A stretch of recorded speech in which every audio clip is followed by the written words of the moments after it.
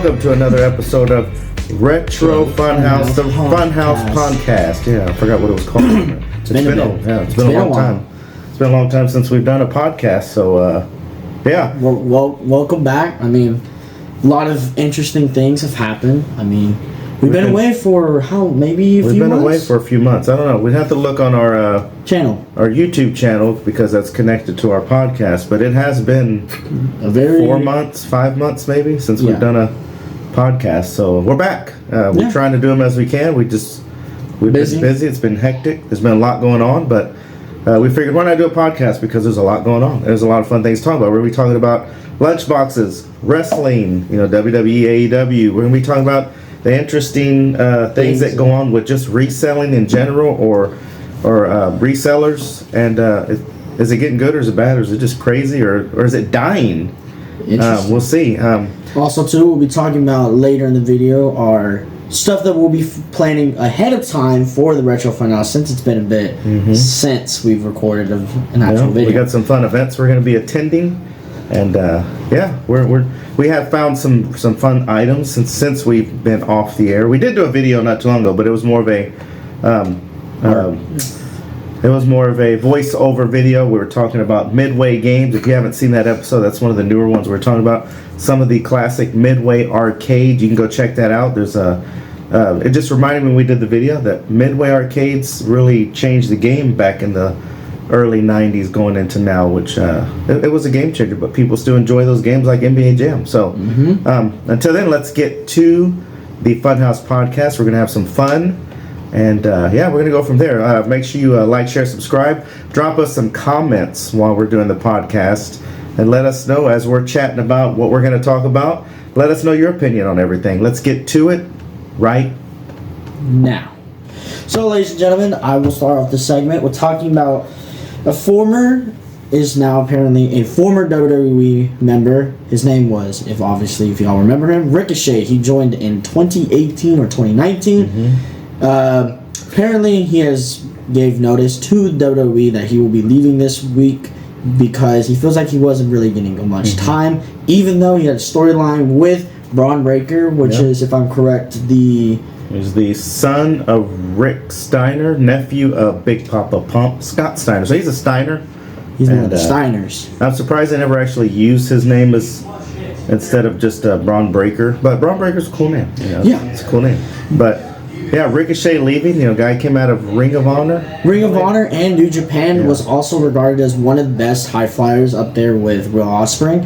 He has reported saying that he may be joining AEW, and Will Ospreay has been teasing, saying that if he does join, there will most likely be a very interesting match with two of the most interesting high flyers. And also another news. Actually, I think this past Monday, was Ricochet's last appearance, and I think that was it. I think he's officially gone. There is rumors. That's kind of why he went through the windshield with Braun Breaker, because I guess they wanted to send him off with a bang. But it'll be interesting, though. Ricochet against guys like Will Ospreay.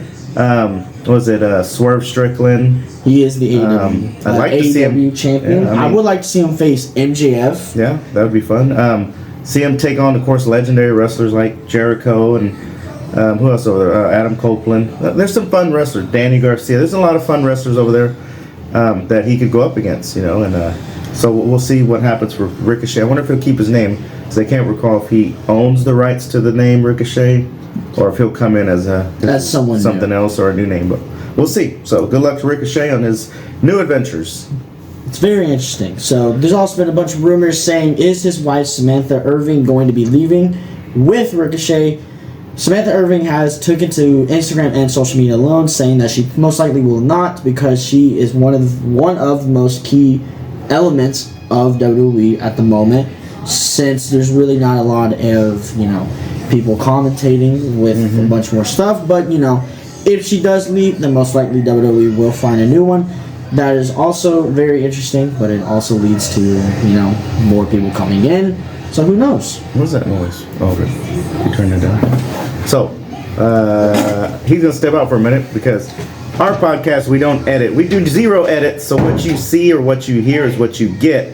And, so apparently my younger kids they blasted the TV really loud. They were watching a show, and I realized they got really loud. It was almost like a rock show in there. But while he stepped out for a minute, I'm talking about really quick. If you could see right here, you probably can't see that, but right up here behind me is a Dick Tracy lunchbox from 1992, I believe. I bought it at a garage sale for $5. Came with the thermos. Thermos is super clean. And one of the things is with lunchboxes, when I find lunchboxes, depending on the price, I'll buy them. I really enjoyed the old metal lunchboxes. I actually have a couple of them still. I have a Gremlins lunchbox. I have a He-Man lunchbox.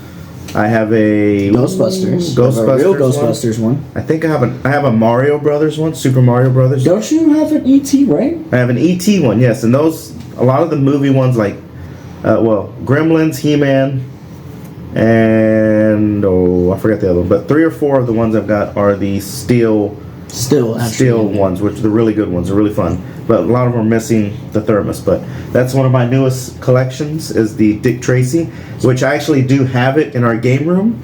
I just don't have the thermos, so I'm going to really investigate the lunchboxes and figure out which one's a better lunchbox and keep the thermos with one, and then sell the other one or trade it off, whatever. Maybe even do a giveaway with it. Who knows? So that's my lunchbox little plug for the moment. If you like lunchboxes, let me know in the comments. And if you do, which lunchboxes do you like? Or have? Yeah. Also, too, now we're getting into our second part. We're going to be talking about Backlash, which was a feud. Backlash for WWE. I don't remember Backlash. And Clash of the Castle that just happened recently that we both watched. So as you're watching or listening, or both, Clash of the Castle just happened. Happened as of this As episode. of today. Yeah, so and it's over. I didn't watch all of it. Happened a few weeks ago, which I think was somewhere, and I think it was like before June. So I'm gonna be giving my opinion I don't remember the matches at Backlash. So Backlash wasn't memorable, I guess. Backlash it was alright. I didn't like too much of it. I thought the AEW pay-per-view in that same month, which was I think it was Dynasty? No, yeah, it was AEW Dynasty. I actually watched Dynasty. I watched that online. I watched the rerun of it. And I really enjoyed the pay-per-view. I really enjoy I think AEW does a good job. They've got talent, but it's just their storylines are a little lacking. Weird. They're a little off, but they've got some great They got some great good talent. My only thing with AEW is it's kind of just like another version of WCW that's trying to like. It was like WCW in the early 2000s when they didn't know what to do. They just started doing like they're doing random storylines. I think they did one with like leather jacket on a pole match, which was they did Buff Bagwell's mother on a pole. I remember that. It's strange. I actually watched the last WCW pay-per-view online. Was it? And I think it was called Sin, I believe. I think that's what it was called. I could be wrong. Let me know in the comments if I'm wrong. But anyways, it was the last pay-per-view they did before they shut down, and it wasn't horrible, but it wasn't great. They had some talent, some. They just didn't know a lot. They didn't know how to push a lot of their guys they're trying to bring up. Backlash, in my opinion, for that we've had this year, it was the only really memorable match I can really think of is Jey Uso versus Damian Priest, which if you did just watch... No, that was actually a really good match. Which, the crowd, that's what I remember. It was in the crowd. The crowd was amazing. We also had AJ Styles versus Cody Rhodes. We had the first one in Backlash, which was amazing. Wait. Let's talk about the crowd. The pay-per-view alone, I was reading comments online. The crowd was the best crowd I've ever heard. They are way better than any U.S. crowd. They should do WrestleMania. There's been rumors. They should take WrestleMania. There's been rumors of WrestleMania actually going to Saudi Arabia or France or just recently Scotland. Yeah. Maybe. So it would be interesting. But if you did not know, so WrestleMania 41 of next year will be in Las Vegas. There will be 2 nights, and also in Clash of the Castle, they just did announce that in the year 2025, I think, 26. or 26, SummerSlam will be a 2-night series now. So it's going to be very interesting because we are getting close to Money in the Bank, which is July 5th, I think. That's in Toronto. It's gonna be in Toronto. They're doing a lot more pay-per-views and events on Saturdays in other countries, which is good because they are the World Wrestling Entertainment. But still, and in July they're going to be going to Japan for like a 5-day tour. It's going to be interesting. So 5-day they haven't been live. they haven't been to Japan in like 5 years, I think. So it'll be cool. So my overall opinion about Backlash, Cody Rhodes versus Styles, the first one was amazing. I loved all of it. Jey Uso versus Damian Priest. I thought Jey Uso was going to finally actually capture the belt, but yeah, he's not Priest. ready. I think Jey Uso's going to be ready for Money in the Bank, and now we're going to get into Clash of the Castle. Yeah. Clash of the Castle, I really didn't care for most of the matches. I didn't even watch half of it. I watched all of them. I did like the Sami Zayn versus Chad Gable. I think that storyline's going to go more towards It's going to go towards Chad Gable versus Otis, which will most likely lead up to either Money in the Bank or will lead up to SummerSlam, which will be interesting.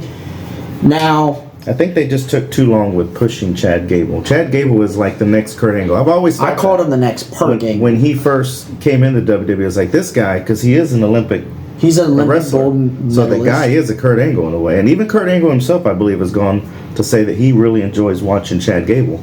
And I think WWE is dropping the ball a little bit. I mean, probably storyline-wise, I get it. But they should have pushed this guy a long time ago. Yeah. Chad Gable could be a champion. I think he should be champion eventually. He should be some kind of champion. Also, too, AEW's crowds. AEW's. Suck. And I like AEW. I actually do start to like it. It's just I like AEW. I think AEW's of, different. There's been a lot of videos that surfaced online of. Have you seen the pictures? I saw the picture. Adam Copeland saying this is where the best wrestle, referencing WCW, how it used to be. This is where the big boys wrestle. Now this is where the best wrestle. And I'm like, and then you look at the pictures. Well, he's not lying in a way. There are some really talented there's some good matches wrestlers there, but their marketing or their storytelling. It's just their storytelling's all right. I did like how they brought back MJF, and now it's gonna be. I'm glad that MJF stayed with AEW because if he would have left, that would have hurt AEW a lot. So a lot of people were hoping he would have went, but I'm like, hey, I'm glad he stayed. He's good because AEW. I'd like to see AEW really compete against WWE because it's fun to have two wrestling organizations where guys, when they're ready to leave, whether they're leaving WWE or AEW, they have an option. It's either there's a lot more options now because recently TNA just blew up. TNA's getting bigger. Jeff Hardy's just made his recent return to help out his brother Matt Hardy, which also they're TNA now. Once again, they're Impact, but they're not like they were. Now they're like TNA again, which is good. Now, also too, keep this in mind. WWE had confirmed that they will be doing an actual pay-per-view with TNA. Featuring the TNA cast and all of WWE cast. I wonder if it'll be a lot of the NXT people. NXT is very interesting recently. I don't see anybody in TNA that they would want to put up against, like with Roman or anything like that. Roman hasn't been. Actually, Roman's been gone since. He'll be gone till SummerSlam probably. That's if you haven't noticed. Much needed time off. If you haven't noticed, I did put up some wrestlers. I put up my favorite four. If you can tell, The Rock and Roman Reigns are excited to be here, and you should be too. Yes. We have fun. And we like to interact with you as we do the podcast. Even though the podcasts are recorded and you're listening to it or you're watching it, you can always if you drop a comment, and we'll respond. Also, too, back onto the Clash of the Castle. Clash of the Castle was okay. I was expecting I was hoping they'd be in a castle. I actually liked the AJ Styles versus Cody Rhodes. It was okay. I didn't even watch it, so I don't know. I watched it because if you ever watched TNA back in, TNA from like 2006 or 7, AJ Styles was actually the last person to actually wrestle Dusty Rhodes. And he beat Dusty Rhodes fairly. And I think that was a good match. I also did like the main event too. The main event was actually pretty interesting. Drew and Damian Priest. Damian Priest is okay. Damian Priest did get hurt. At least they gave him an opportunity to be champion. So he did get hurt during it. He messed up his leg because I think what happened was his leg got caught into to the top and the middle rope and he hurt it. But it was also exciting to see CM Punk in Scotland too. I think this storyline with CM Punk and Drew McIntyre has already made one of my favorite personal rivalries right here. I have CM Punk and I also have Drew McIntyre, my two personal favorites at the moment. I think it's going to lead up to a match either at Money in the Bank, or it's going to feature Seth Rollins coming back, and it's going to be a triple threat match. We'll see. Who knows? But Anyways, we'll see. On our new topic, we're going something I've realized watching social media just before we did this. It's a question I've been thinking about: is reselling or game hunting? Is it really getting to a point where it could be dead? Because you have your buyers that go to garage sales or estate sales or whatever, and you're looking for items. And I get a lot of people are collectors and they want to add it to their collection. You want to get it for a good deal. But then you have the guys that are resellers, and that's fine. Hey, we resell. We do. But we try to resell below price or just trade. You know, if you're like, hey, yeah, this is worth this much, but I'm fine trading it for that because that's something I want. So now it feels like it's getting out of hand, and it's in a way it's pushing people away from. I think it's really kind of, because it's getting really overpriced. It's kind of pushed us away, kind of, but we do still obviously we do like to go garage sale. Well, sometimes you run into people really that are doing a garage sale. Like we went to a garage sale a while back, maybe a month ago, and I thought we hit the jackpot because the guy had games galore. He had all kinds of games. I was like, cool, garage sale games. I'm not going to go in and try and buy them all, but I'm going to buy the ones I'm looking for. He was selling them all at basically eBay prices. Now, eBay we sell on eBay, but we try to sell really below market value. But it was like eBay prices are above, and it was kind of disappointing. So if y'all are wondering how we do price them at least fairly. We use a site called Price Charting. We use it on our phone. Well, we try to really, but we try to go off of what eBay would say, or Price Charting, or even what game stores will sell it for. And just if we bought it for $2, then we're not going to try and sell it for like $100. The price. We're not gonna double it to where it's like $100, but we try to make it fairly. Or we trade. Hey, I've told people in trades, I only paid $2 for this game, $3, $5.